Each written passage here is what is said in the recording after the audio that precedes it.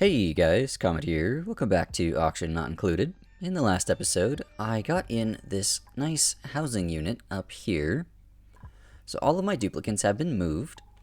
I've got some space for new ones. I wanted to get into some Bionic duplicants in this episode, test those out.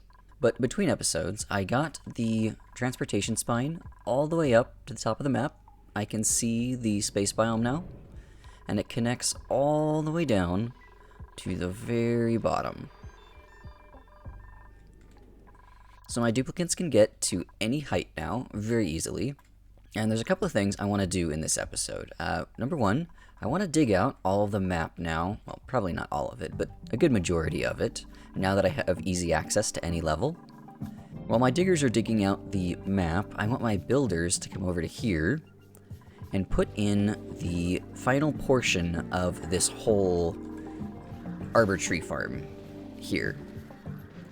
I'm not processing all of this polluted dirt. I'm just dropping it off into some compost here. So the only thing I haven't put on here are the poke shell ranches. And poke shells will eat all of the polluted dirt and turn it into sand. Now, I'm actually out of sand because of this thing. So I have to make my own sand here, and I don't like that. I've also got to get my polluted water under control. It's starting to spill over. I'm not consuming it quickly enough, and it's making a mess down here. Now this was nice and clean, but over time it's filled back up with junk. But since I'm going to be doing a lot of digging, I'm probably going to be running into little pools of water like this, so I'm not going to worry about that too much in this episode. I'm just going to clear everything out and clean up the bottom once I'm done with all the excavating. I'm going to start issuing a whole bunch of dig commands. Now, I don't want to completely destroy these habitats here, so I'll build right up against them. I think maybe later on I'll do like a little build, well, it's going to be a big build, for like an arc where I could put all of the different critter types and just have them ranched. Even if I'm not using them for anything, just to kind of preserve the species. I think that would be a cool idea.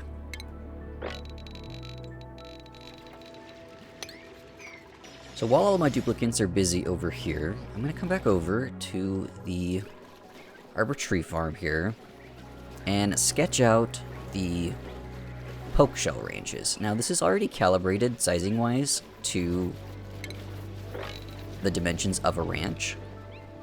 So I'm just going to come down to the bottom here, make some space, because I plan on ranching Sanishells, not poke shells. So the farm's going to look a little odd.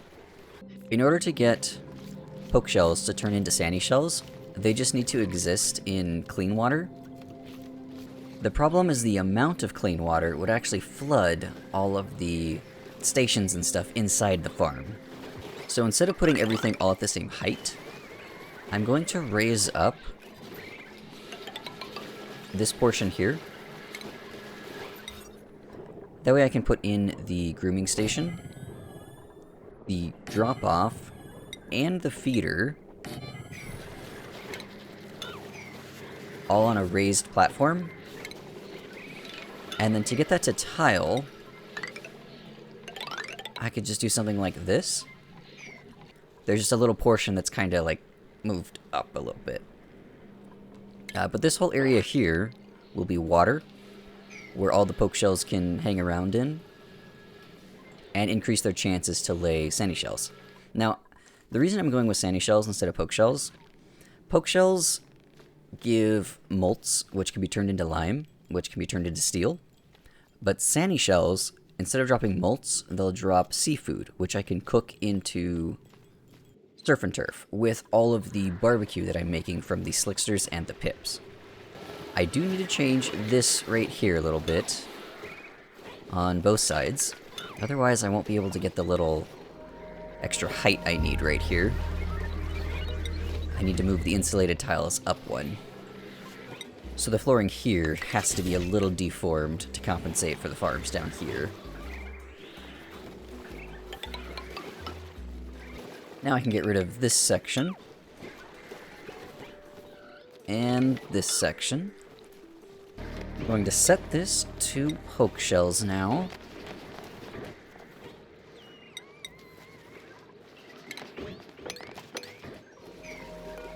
And I'll even set this critter feeder to polluted dirt. Wrangle a few of these guys up. And then figure out how to get some clean water into here. I think, because of how much water I actually need, I'm just going to go with a vent and a pipe. And trying to route a pipe through this mess is gonna break my brain. Let's get in a pump right... Well, I'll just use this one. I'll come up here, try and finagle my way through these pre-existing bridges. I can come down, maybe right here.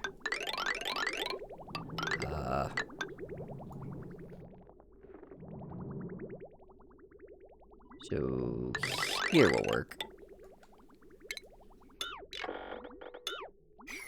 Yeah, I'm gonna have to majorly overhaul this plumbing system in the future. Now, as long as I remove the eggs from the farm quickly enough, there should never be any threat of duplicants getting whacked by the poke shells. So I'll have a receptacle here for the polluted dirt. And these sweepers could just move it from the receptacle into the feeder. And I've got these out here to pick up all of the eggs. I need the eggs to be removed as quickly as possible. Keep my duplicants safe. I'm also going to need to ship everything out. Actually, I think if I put the auto sweepers here, I'll have more reach. These can go... Sure, right here is fine. This overlaps on that tile there. So this auto sweeper can reach any eggs that might be dropped even way over here in this corner. But it can also reach all the way to this tile, which is where I can put the loader to ship everything out. Then these need to be able to overlap there.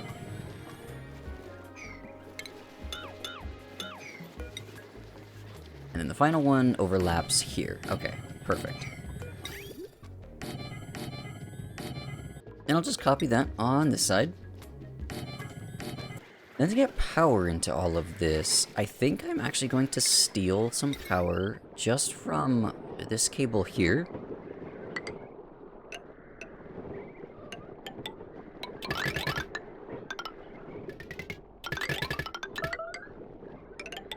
I think I'm safe to do this. I don't expect all of these to be running simultaneously, so I don't think I'll ever overload the wire. And actually, it's not even possible to overload the wire, because it's only being supplied by 2 of these basic power transformers.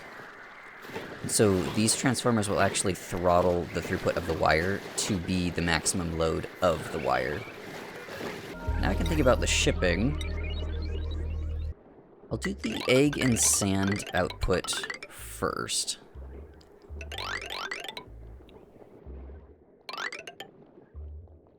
Now all of this polluted dirt is just piling up right here. I think this is an okay spot for it, actually, for now. So if I just get in another sweeper and another loader,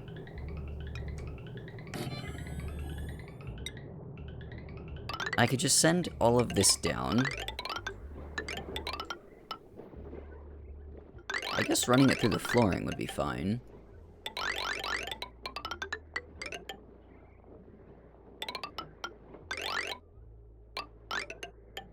I'll just put some chutes right here for now. I'll set these loaders to do sand and eggs.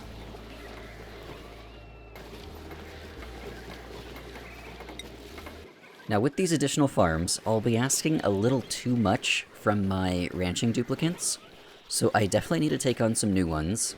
I want to try out the Bionic Duplicants, maybe take on a couple of those, and then a couple of regular Duplicants.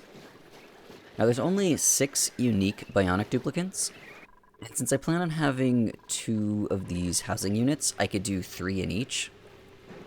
So this will only have 3 Bionic Duplicants. I think I'll go ahead and fill out that now in this episode, and then once I get in the second housing unit over on this side, I can take on the other 3. But I've still got to wait 1.8 cycles for that, so maybe in the meantime, I figure out the incubator setup for all these poke shells. And probably just 2 right here would be enough. I'll get in an auto sweeper and a loader. I'll just borrow some power from that line right there. Then any eggs that won't fit in these incubators will just be sent back up to this line here. And that goes all the way over to the drowning chamber here. Now, technically, this doesn't work on poke shells, because they can breathe in water, or water won't drown them. So they'll just sit here and eventually die of old age. Now, I do want these to be on a higher priority. I'll set them to... where is it? Pinch rows. The eggs will first go into the incubators on priority 6, and then into the loader on priority 5. And that'll help populate these farms a little more quickly. Oh, there it is. Let's see what we've got. So I'm going to force a Bionic Duplicant. Now their traits are a little bit different. So they get 1 positive and 1 negative trait. And this just adds proficiency in a certain category. So I could do like suit training, ranching, and maybe not construction, but do crop tending. And this would be pretty similar to the rancher farmer duplicant I have already. But these boosters can actually be made at the soldering station and then equipped later anyway. This just changes what they start with. So I think the most important trait to get them to start with is the suit training booster for the +5 athletics. And I'll just keep the random bug that they have. This one is all thumbs, so -3 in excavation. I don't think I'm ever going to be using Bionic Duplicants for digging. I've already got my 2 diggers, so that's fine. Machinery, that just reduces their operating proficiency on like metal refineries and stuff. Now, all Bionic Duplicants have the Rainmaker as the Overjoyed and the Stunner as the stress response. So I think we'll take Chip here with suit training and all thumbs.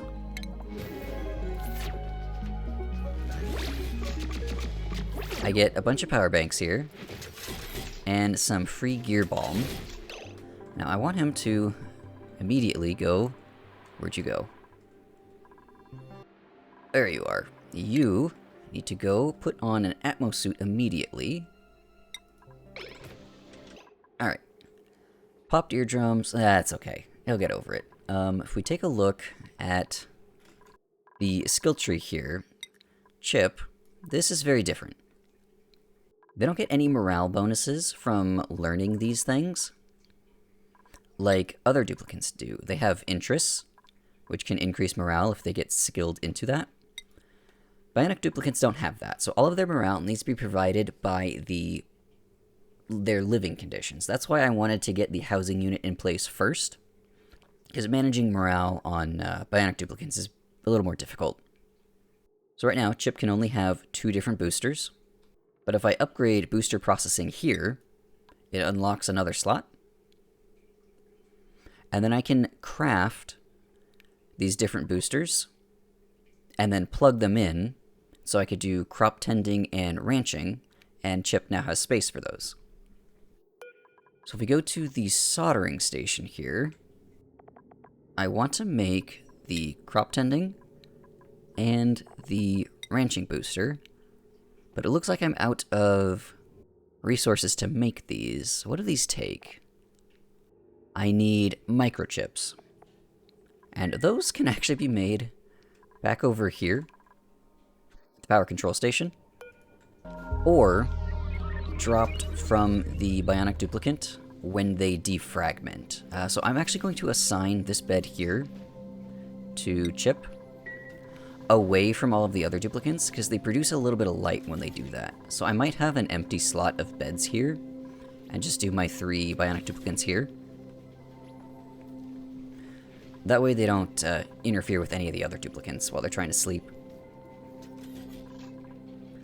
And if we take a look at the schedule, Bionic Duplicants have a triple schedule. So it's 3 times as long, and then each section within it is also 3 times as long. But Chip is going to need a place to refresh. So we'll get in a gunk extractor and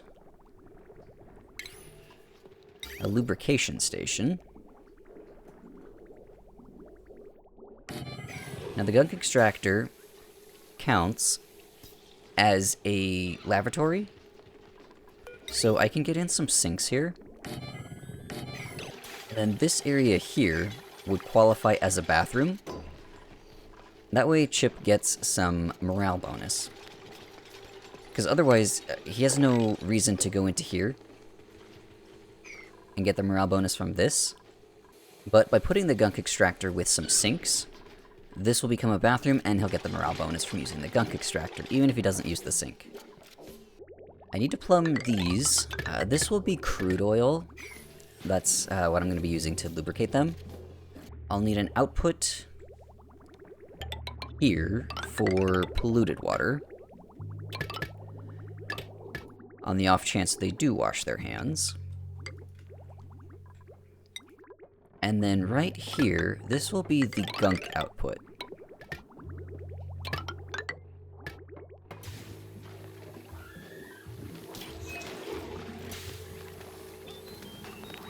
Interesting. Chip just ate a salted power bank.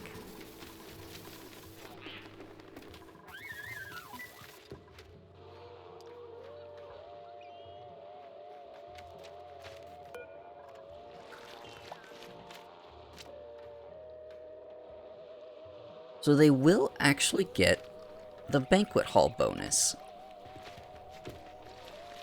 So this is what it looks like when they defrag. They produce some light. But because they're in their own private bedroom, it actually won't bleed out into the other one. Okay, that's perfect. Let's actually take on another one. So I will force... Nope, not that. Let's force a Bionic Duplicant here. Don't need an art booster. Let's instead... Yeah, I think I'm just going to standardize them all to the suit training booster, and then give them the booster pertinent to the task I want them doing. Late Bloomer is terrible because of the -3 athletics. We're not going to do that one. How about Error Prone? Alright, so we can take Gizmo here. And I'll get you immediately over to here.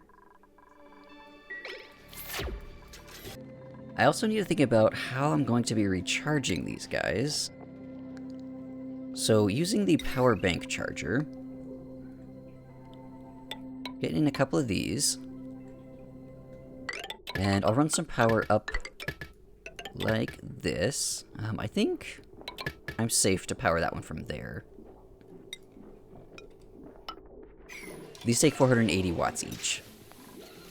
I've already got a couple eco power banks here, along with all of the free power banks that get dropped off when the duplicants are printed.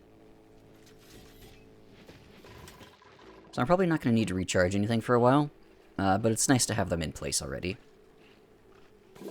So this is what it looks like when they remove gunk.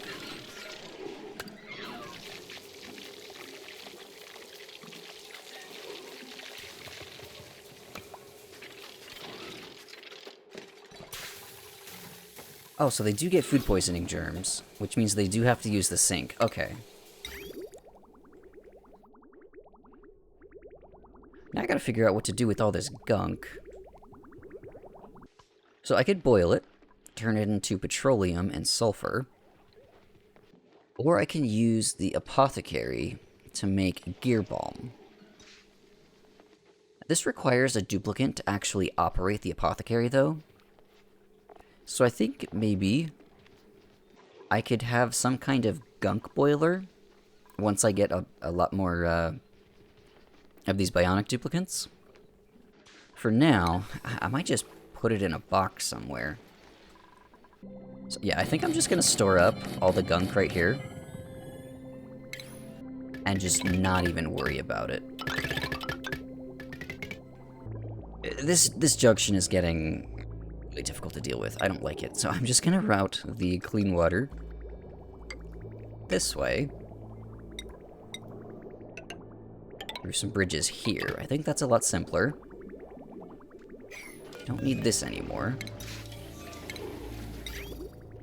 That would give me more space. I might be able to do something similar with the polluted water. I could run it backwards and connect into this piping here.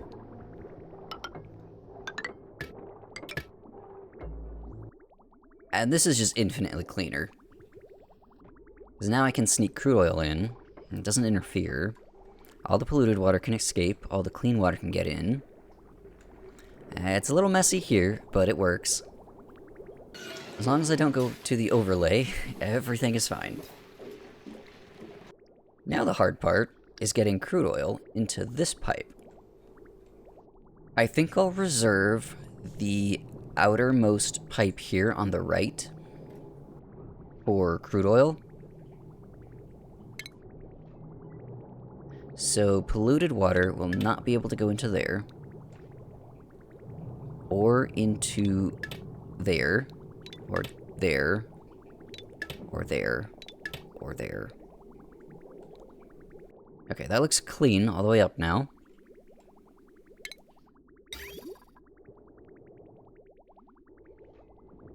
Drag this down. I just don't know how I'm gonna get the pipe through this mess here. I could go around it and then back up. And at this point, I think that might actually be the best option.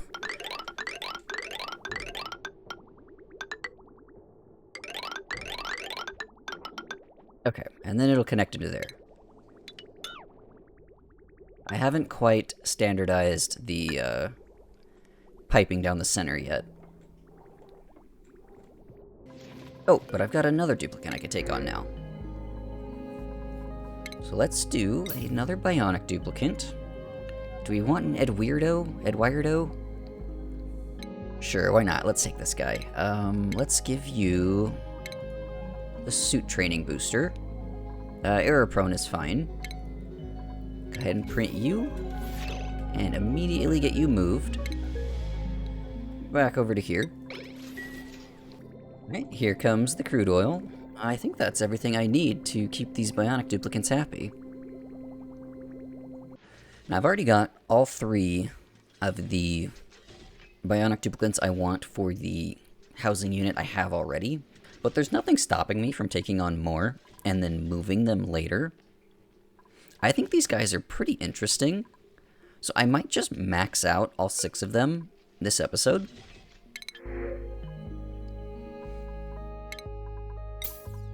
Let's take maybe a Stela. And instead of construction booster, I'll give you the suit training booster. Alright, and then let's get you over to here. And I'll assign you to this bed.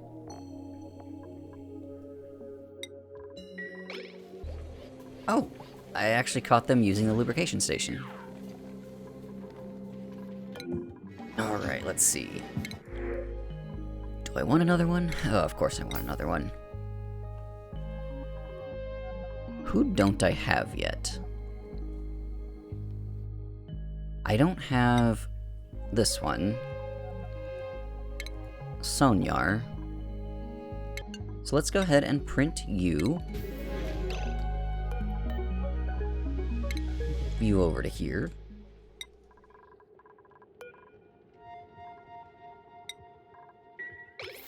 And then I can take on one more, and then that'll be it for all of the Bionic Duplicants. Oh no.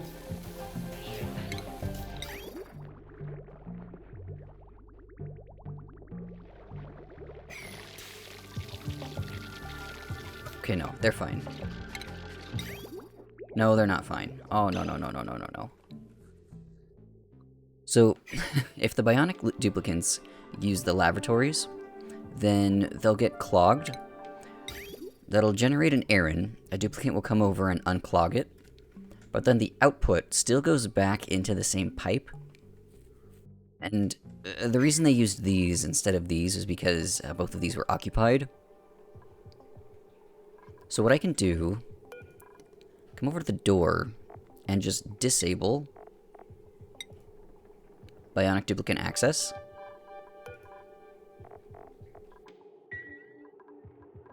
Then they'll never be able to get into here to use these. And so they'll just wait for one of these to become vacant. This, I can actually solve this with some pliers. I'm gonna wait for the gunk. Okay, so the polluted water's gone. The gunk will go into here. No. Damn it. That needs to go backwards.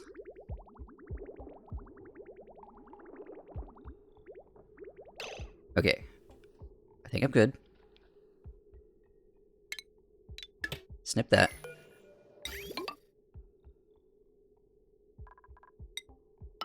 Connect that back up. Okay, yeah, we're fine. It's like it never even happened. Now that problem could also be avoided by splitting these guys up so that they're on different schedules so they don't all try and use the bathroom at the same time. I think just controlling permissions is an okay solution. Alright, and this will be the 6th and final Bionic Duplicant here. That is Ulti. So, welcome to the base.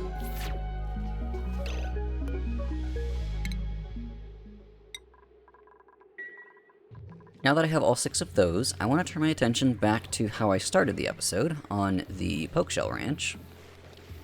Now, it's gotten a little warm in here because the water was too hot when I shipped it over. But we do have our first Sanishell egg. So it is going to take these guys a while to fully populate these farms, even with these incubators, just because I'm starting with so few Pokeshells. Now, to get the temperature under control, I could just run the output of this geyser through these really quickly, and then back onto the output pipe. Because this comes out at 30 degrees, and the Pokeshells, they like it somewhere between 0 and 40. So I will take this and route it down this way. And you know what? I'm actually going to use regular piping so that this goes more quickly.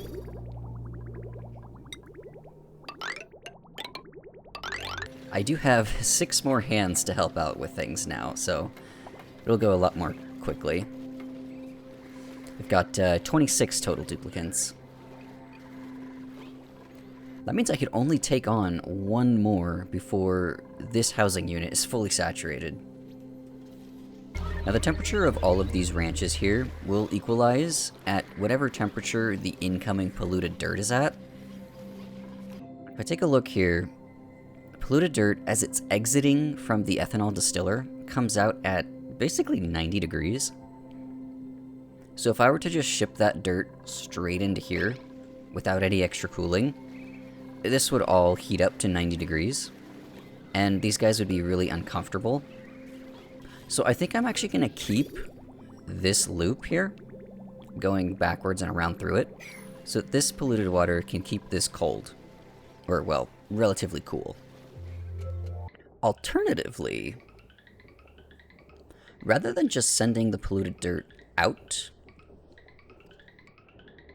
because it's so warm, I'd like it to pass by these slicksters and drop off all their heat. If I keep everything internal, I won't lose any heat. So I'm going to route this up right here instead.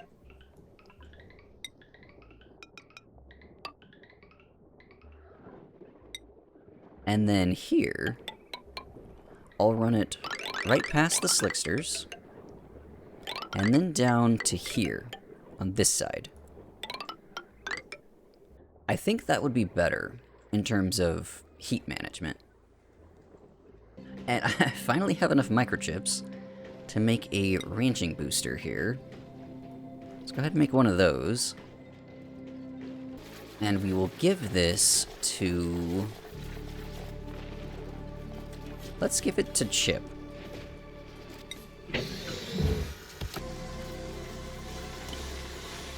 So they just eat it, and now they have the skill.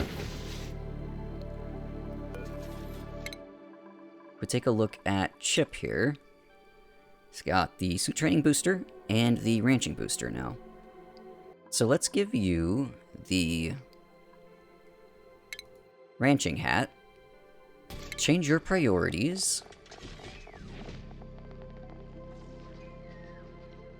to be ranching, and then I also plan on giving you the farming booster later. So you could help out with a little bit of ranching now that I have more stuff to ranch.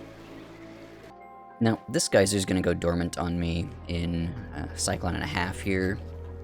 I'm gonna run out of cooling for this, and it still hasn't gotten it down to temperature. I'm always gonna be combating the incoming polluted dirt, so I do need some kind of cooling. I don't think it's gonna be like as overkill as a full-on aqua tuner, because then I'd have to make a full steam turbine to delete the heat, and you know, I could put an aqua tuner up here. I just put the heat back in this room. That might work. Gotta redirect some of this plumbing now, though. So I'll quickly plan out a cooling loop here, and I think that'll be the last thing I do in this episode. It's gonna take a while for all of these poke shells to fully populate this ranch here. This will give me more precise control over the temperature of this ranch area here anyway. This is probably more proper to do than relying on a geyser. And then maybe one of the final touches, I'll get in some drywall. And I think I'm going to use this pastel blue again, just because it matches the color of the water. So I'll say if this area down here gets a little too warm, if it's ever above 25 degrees should be a good medium. Go ahead and turn on and cool this area back off. This almost looks like a beach. So I think what I'm gonna do... I'm getting sidetracked with decoration again. I'm gonna switch these out to the phage circuit. Or, I don't know, maybe the canary yellow? These look like sand. So I want to do like a layer on the bottom of sand, and then like the water is already blue, and then the pastel blue from the drywall above it could be the sky. I think that would look really cool. See, I don't know. I like the color of the canary yellow, but I like the texture from the phage circuit. Now from a distance, you can't really tell a difference. I think I am going to go with the canary yellow. I like it a little bit more than the circuit pattern. But I could be swayed if enough people comment their favorite. Well, I'm gonna go ahead and call this done for now. I'll let this saturate with more Sanishells between episodes.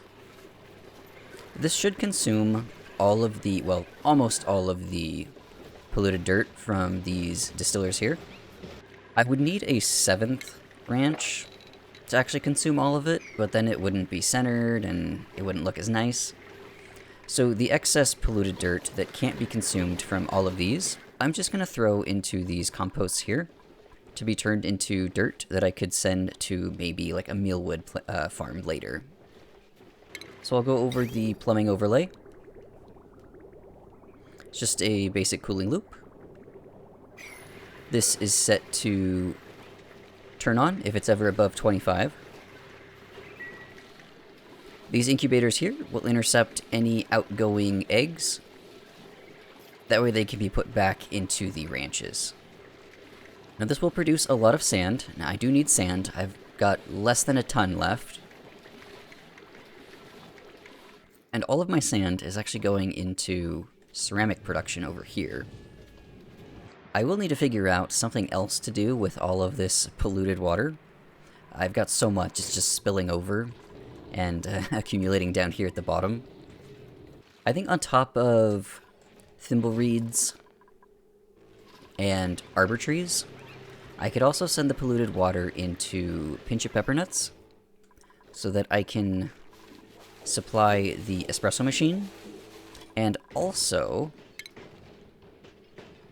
brackine. If I put a pinch of peppers and water into a plant pulverizer, I end up with brackine. Brackine has a couple of niche uses. It can be used in the critter fountain to increase happiness, which would actually completely remove the need for any ranchers. If it's combined with the different condos.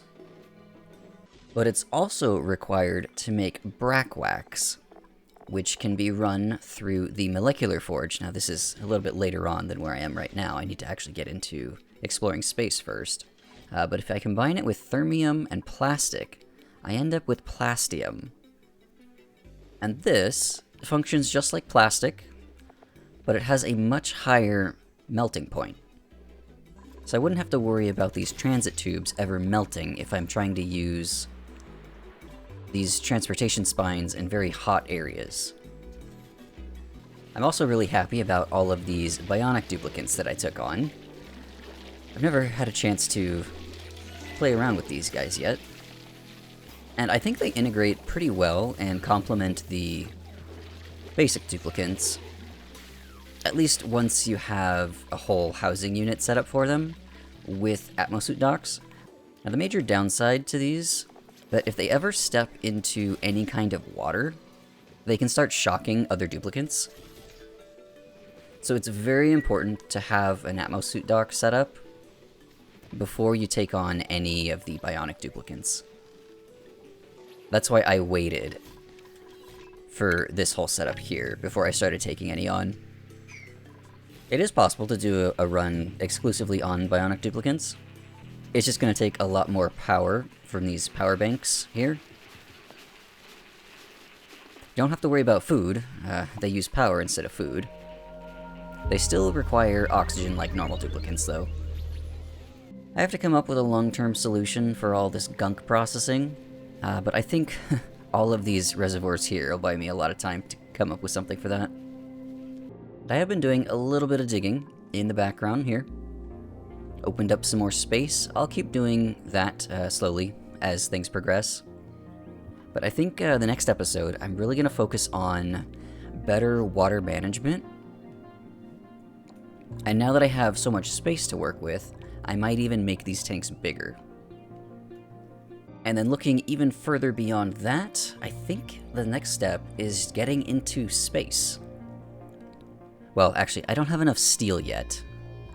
So I would need to make like a permanent industrial area with all of the metal refineries and rock crushers. I don't like having these out in the open here. So sequencing, yeah, it would be better to do the water tanks, then the industrial area, and then space. and I'll just slowly keep digging out more of the map as I go along. But I think that is good enough progress for this episode.